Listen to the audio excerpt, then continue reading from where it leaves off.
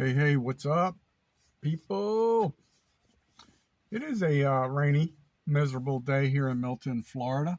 It is Monday morning. Not sure when this video is going to be released, but I just watched a YouTube video. Lady, man, she just hit a grand slam. She, I'm trying to remember what it was called, Sunshine's Hot Dogs or something like that, and she did an outstanding job, like documenting the whole process, how she start her first day selling hot dogs, and she did really well. I made a couple comments, just a couple little positive, constructive, not I don't know, they were positive comments. Constructive sounds like you sound like you know it all, but just a couple little observations. She did really well, really well. So it got me thinking. In case you haven't figured out, this is another story time. This is probably going to be a montage of, I do that all the time. I think it's a nervous habit, but a montage of issues I had when I would sell fishing tackle as a mobile pop-up retailer. And I had some really good days, really good days. I mean, really good days. I wish you would like just quit your job in a New York minute. And then I had some really bad days. But so I thought, I don't have anything written down. I'm going to try and go by memory. I know I'm going to miss probably 5 or half a dozen incidents that didn't turn out so positive for me. So my favorite place to sell fishing tackle was at the Alva School, like a middle school in Alva, Florida.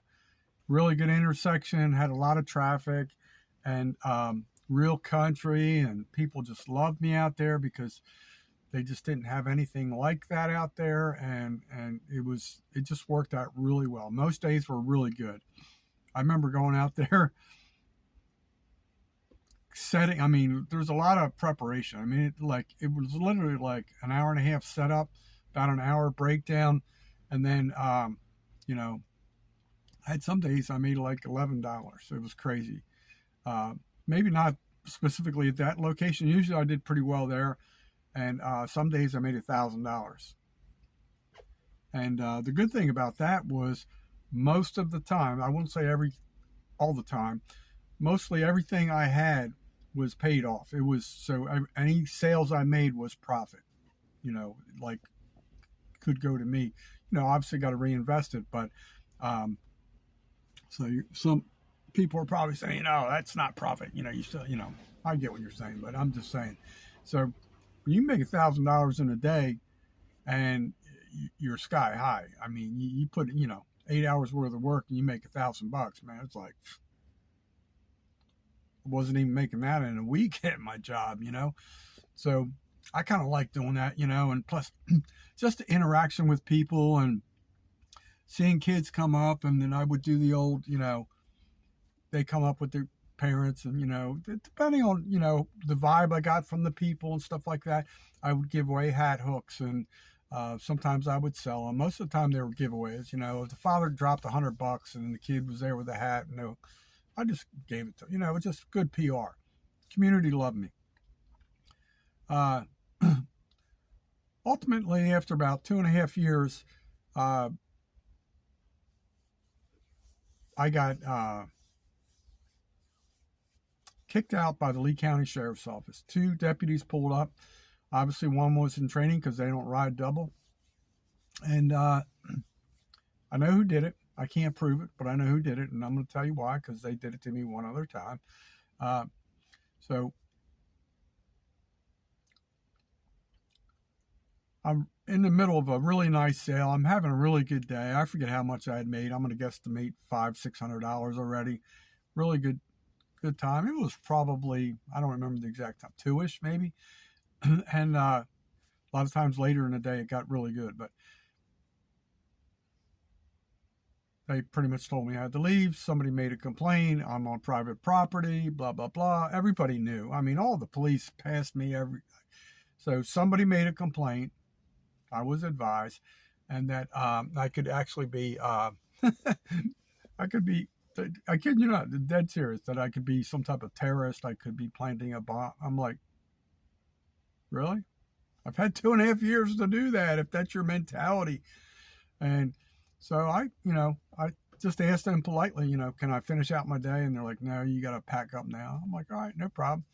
So what really ticked me off was they sat there for an hour watching me pack up everything. Like I'm like, you got nothing better to do? Like this is the biggest crime of the day. To me, it wasn't even a crime. I mean, had my business license for years, always paid my taxes on time, and I was getting kicked out of a community that really loved what I was doing for the community. Very country, you know. Everybody fishes out there. Everybody hunts out there. So I'm going to back up in retrospect. Then there was another area in, I think it was considered Olga, Florida. Little tiny little area between Lehigh Acres and Alva. And I would set up at a bank called SunTrust. At the time, it was called SunTrust before they merged to become Truist. And I would set up there. I like setting up there because it was right next to a Winn-Dixie shopping grocery store, and then right there at the bank there was an ATM. Everybody was hitting the ATM, so I knew, like, people didn't have cash. Hit the ATM, come over, pay G money. So I really liked that place. Plus there was a little, I don't know, maybe like a 3-foot or 30-inch wall. If it got windy, I could set up behind there. I would put all the fishing tackle on, like moving blankets, prop the rods up on that, so that worked really well. I was doing really well with that.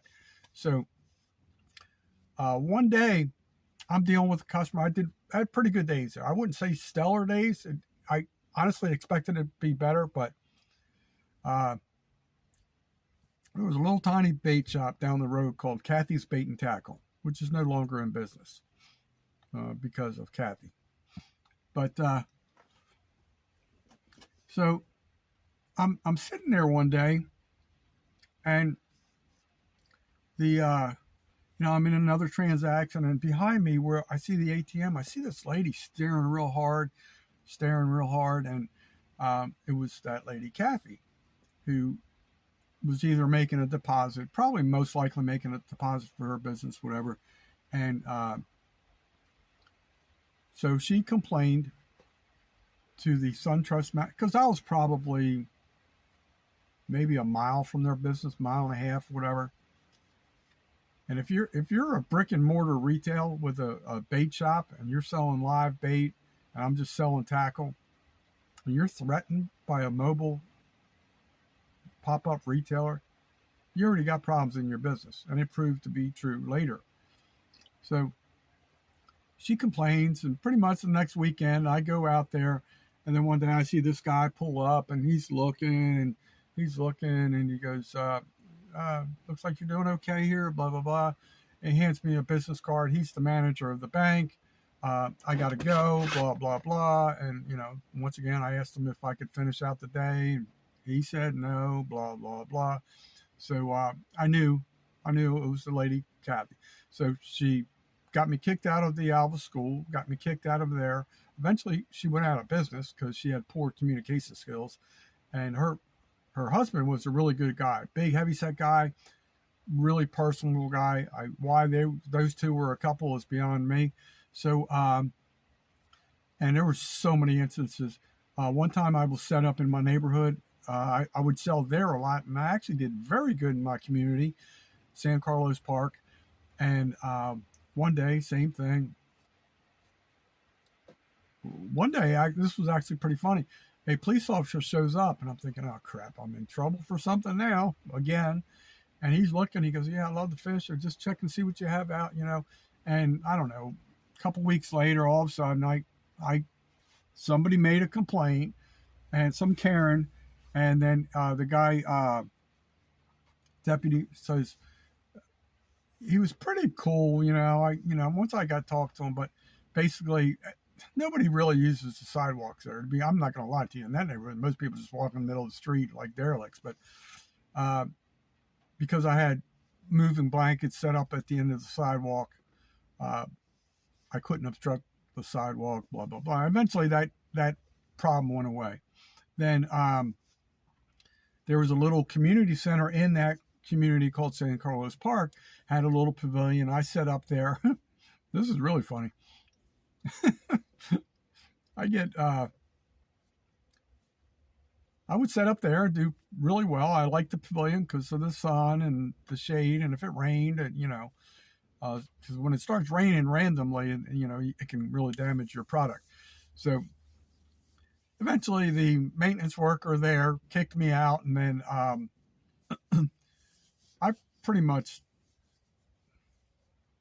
I just rode with it, figured I'd just finish out the day. And then next thing I know she called the park ranger. So the park ranger showed up and was giving me a hard time. So it's just crazy, like G-money, legal business, paying taxes, trying to make a buck, trying to stay alive, and I got to deal with this. So then now these aren't in any specific order. They're just random ones I remember. So I go to a place in Lehigh Acres. I try to bounce around, actually a couple places in Lehigh Acres, and I'm set up at this old closed down gas station. It had like the small little internal store, but that had the two wings with the cover over the pumps, and whatever it was, it closed down. But I used to like that for the cover and the shade and the wind protection and stuff like that. Pretty rough area. Did okay. I was doing pretty good out there too. And then sure as hell, one day, I think I was there on a Friday. If you're ever going to do something like what I did, whether it be a hot dog cart or anything like that, what I found, at least in Lee County, Florida, Collier County was definitely a no. Collier County is so strict. I mean, you can't even look at somebody without, police getting called on you. So, code enforcement does not work on weekends or holidays. That's my tip to you. Keep that in mind. So I'm set up there, and then here comes code enforcement. Same thing. I try and talk to them, negotiate with them, blah, blah, blah. Now, I'm going to tell you, like, I've been through this process, so they're telling me I need to get a permit, blah, blah, blah. So I drive my happy ass down to the county building in downtown Fort Myers, start inquiring about, well, you can't get a permit. You have to get a, it's technically a permit, but it's, I wish I could remember the exact title, but it's I'm going to call it a vendor's permit because I just don't remember the name, but it's a temporary permit. What you need owner's consent and permission. The permit is only good for 45 days at a specific location. It doesn't cover you for wherever you want to set up. So you have to have a specific location. You cannot renew it within 40 days after the other one expiring. So you can only get 4 per year. So you figure 90, so 180 days possible that you could be a vendor if you had owner's consent. Even though it could be a rundown, dilapidated building doing nothing that, you probably can't even get a hold of the owner anymore. So, and then you got to factor in bad weather days. So they make it very difficult for you. But I will tell you in all honesty, and I'm not trying to be a smartass, but I'm trying to be real. Food trucks and vendors, they'll turn the blind, cops all want to eat. If I had a little donut concession stand with coffee, they'd be buying from it. They wouldn't be questioning or telling me to move or anything like that. Same thing like selling hot dogs or beef brisket sandwiches. They're going to let that go.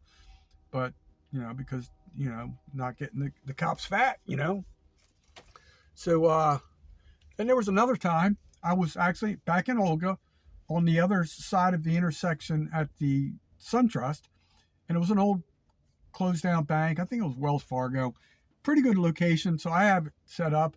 What I liked about it was there was a covered porch, And if the weather got bad, I could move up there, protect the product. And if it was just a storm passing through, then I could, go back to work. And one day, never forget, it was a Friday. I'm in the middle of a transaction, and literally, like, I'm talking to a person in front of me, and literally the code enforcement guy pulls in right behind my backside, my butt. It's like 6 inches away. Almost hit me with his mirror. And then I turned around. I was shocked that he was so brazen to park that close. Real jerk. So he evicts me and was very, very rude and said a bunch of smart comments. So basically, I had to go, and it's just crazy. I know I used to set up in San Carlos. There was a little slumlord shopping center, right in that shopping center was a 7-Eleven. So right across from it, there was an empty parking lot that wasn't being used. So I would set up there. I did that for a couple months, and I tried to do that on weekends, and somehow one of the maintenance men or something of the shopping center ratted me out. And then one day the owner comes up and kicks me out. And the whole time I'm thinking, like, I tried to negotiate with him. Pretty much he tried to lease me a building that, they don't even cut the grass or anything, just leave trash. No, like slumlord for sure. But so, man, those are just some of the incidences I've had. It's crazy. It's like, I know I'm forgetting several, but just to out there to hustle legally and try and make a buck, it was very discouraging. And it's crazy. Food trucks have way more leniency on them. It doesn't make sense to me. But when I watch this lady, whatever her channel is called, Sunshine Hot Dogs or whatever, I did forget to share the video to my community page. I probably need to go back and do that because she's got a good start. She's already I don't know how long that YouTube page of hers has been active, but basically it was documented in her first day. She already has 6,000 subscribers, so that's pretty cool. She really did it well. But so those are some of the things you can incur, the problems you can run into. Basically, like I said, weekends and holidays, you don't have to worry about code enforcement. So I learned that. Here's another one. Another place this was in South Fort Myers. Once again, it was an old closed down gas station with not the carport, but the overhead, like at the gas pumps. They weren't active anymore. But I did like to set up there for the shade protection and the sun protection. I was there quite a few times, and this lady, I wish I could remember. It was a maintenance worker happened to show up. I guess he made a call, and he basically kicks me out, and was kicking me out, and gave me a phone number to talk to a lady. And this actually went different than I expected. This is actually a positive thing.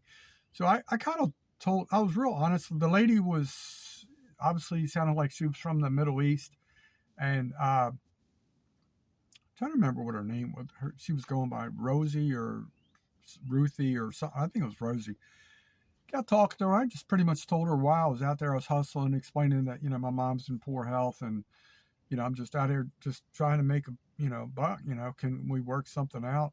And then it turns out she owned another closed down gas station, like kind of almost going towards Alva, and she actually offered that I could actually set up there too. So she refused any type of payment, and she granted me permission. So that was really cool. So I had done okay there, and I wouldn't say stellar, just because finances and things were going on that I really couldn't reinvest like I wanted to. But I had done okay there. But so those are some of the problems you can incur as a pop-up vendor. The fishing tackle concept was really good because I would say 95% of everything I sold was new. And that tried to be my concept because people would always come up to you. Hey, I've got these 2 fishing rods. They're always obviously stolen or whatever. I didn't I didn't like selling used stuff because I wanted to show that I'm giving you value. I wasn't having the added cost of overhead into the retail prices, so I was very affordable. And then, like when times got tough, I would offer like 10% off if you spend $100 or more, or there was days I would just 10% off everything. I would let people know that, and those things did spark, sales and stuff like that. So, I was pretty good with, with what I did, and um, on average, especially when I set up in Alva, I probably would make $400 to $500, $400 to $600, and I really like that because that was, like I said, most of that product I already owned. Uh, but so that's my story of a pop-up mobile retailer. This is Storytime montage. All right, y'all take care, and if you get a chance, go over and try and locate that lady's YouTube channel, Sunshine Hot Dogs, something like that. Peace out, folks, and don't let the entrepreneurship fears keep you at bay. Go chase your dreams, make it happen. Sometimes you just got to dig deeper and work harder. I'm still trying. Peace.